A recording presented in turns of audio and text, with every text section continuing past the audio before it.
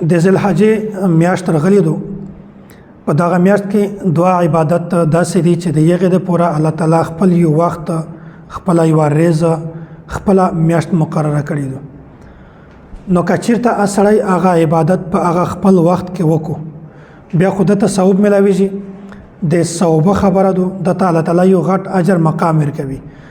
او که چېرته هغه عبادت وکړو خدای هغه عبادت په خپل رزق نه علاوه په نور رزق کې وکړو چې کومې رزق شریعت مقرره کړی دي په هغه کې د عبادت نه وکړو په نور رزق کې وکړو بیا دغه دغه عبادت لوړ ثواب نه حاصلېږي.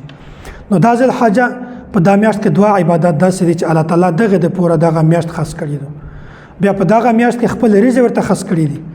هغه دعا عبادت کې اول غیب عبادت د حج دی. الله تعالی د حج د پوره دغه د ذوالحجې میاشت د مقرره کړی ده او په دغه کې خاص رزق دي ځکه چې دغه د پوره که یو سړی د وقوف عرفه کو دغه د پوره خاص رزق ده. مینا ته ځي، مزدلفه ته ځي، جمرات په کوڼې باندې ولي دغه د پوره خاص رزق ده. نو که یو سړی حج وکړو دغه کیم افعال چې دي دغه په دغه رزق کې وکړو نه د حج قبیل وي الله تعالی د ثواب هم ورکوي. او که یو سړی د حج په رزق نه علاوه په نور رزق کې لوړ شي، شوال کې لوړ شي او داسې محرم کې لوړ شي، بله میاشت کې لوړ شي، رمضان کې لوړ شي، دنیا دا وي چې زه حج نو داسې سړی حج نشي، داسې سړی وقوف عرفه نشي. که وقوف عرفه ته لوړ شي ولته نو دا ستړی هم وکړو تکلیف وکړو نو دته د حج ثواب نه میلاویږي، دته هغه فضیلت نه میلاویږي. وجه څه دی چې د حج د پوره خاص رزق مقرر دي. نو هغه په دا میاشت کې د ذوالحجه کې چې کوم سړی ذوالحجه میاشت راشي هغه سړی حج ته ځي بیا ولته په خاص رزق کې وقوف عرفه کو پاک دوه لمانځنه جمع کوي، بیا مینا مزدلفه ته ځي، بیا ولته شپې دي، بیا جمرات دي. نو دا د هغې دپاره دي چې هغه سړی په دغه میاشت کې لوړ شي. نو دا عبادت خاص دی دغه میاشت سره.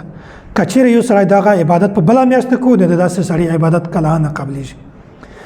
دویم عبادت چې هغه د دغه میاشت سره تعلق دی هغه دی قرباني. قرباني یو داسې عمل دی چې دغه د پوره الله تعالی خپله یوه میاشت مقرره ده.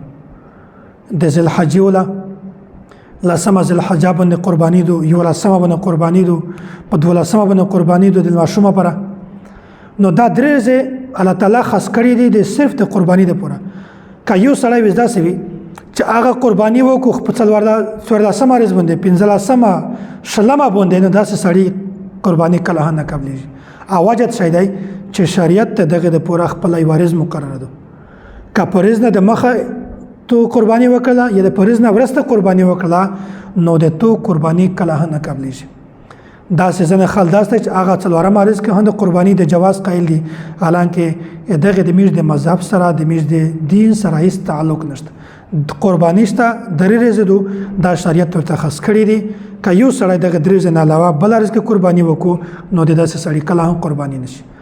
او که چا د قرباني ځناور کړی وي بیا هغه باندې د قرباني وخت تیر شي، لسمه، یولسمه، دولسمه، دا ورځې پرې تېرې شي، بیا یې چې زه قرباني کړمه نو د داسې سړي قرباني کله هم جایزه نه ده.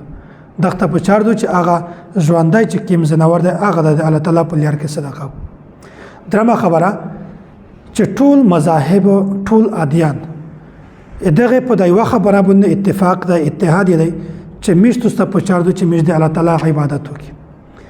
نور عبادت څرنګه شي یهود ځون ته طریقه ده، د نصارا ځون ته طریقه ده، د مسلمانو ځون ته طریقه ده. خو د عبادت مقصد دا دی چې میشته د الله تعالی رضا حاصله شي، میش الله تعالی خوشحال کی، د الله تعالی رحمتونه په میش باندې وورېږي. او داسې میش هغه چارواکي چې په باندې میش دنیا صحیح شي او د میش آخرت هم صحیح شي. مسلمانانو لپاره لمونځ دی، رجا ده، حج دی، زکات دی، جهاد دی، قرباني ده. نو دا داسې عبادت دی چې یو سړی کو خو د ده د کړلې مقصد دا وي چې زه الله تعالی خوشحال کړم. د دا عبادت د کړلې مقصد دا دی چې مونږ الله تعالی روزي شي. مقصد یې دا دی چې الله تعالی په موږ خپل فضل او کرم وکړي. د مقصد دا دی چې موږ ته په دنیا کې هم سکون ملاو شي، په آخرت کې هم سکون ملاو شي، مو دنیا هم ښه شي، د مو آخرت هم ښه شي. نو دا د هر انسان مقصد دی. نو دغه وجې نه دا قرباني دا یو داسې عمل دی چې دغه قرباني په وجه باندې الله تعالی د انسان ګناهونه معاف کوي. ان شاء الله مخکې زه درته بیانوم چې هغه کیم ګناهونه دي او څرنګه څومره ګناهونه الله تعالی په معاف کوي. نو قرباني او حج دا دوه داسې عبادت دي چې دغه د پورا الله تعالی خپل یو وخت مقرر کړی دی، خپل یو عارض مقرر کړی دی، خپل ټیم مقرر کړی دی که په دا عارض باندې په دا وخت کې په دا ټیم باندې قرباني وکړي د تو قرباني صحیح دو، که په دا وخت باندې حج وکړي د تو هر صحیح دی، که بغیر به ټیم نه حج وکړي بغیر به ټیم نه قرباني وکړي نه د تو نه د حج ثواب شته او نه د قرباني ثواب شته.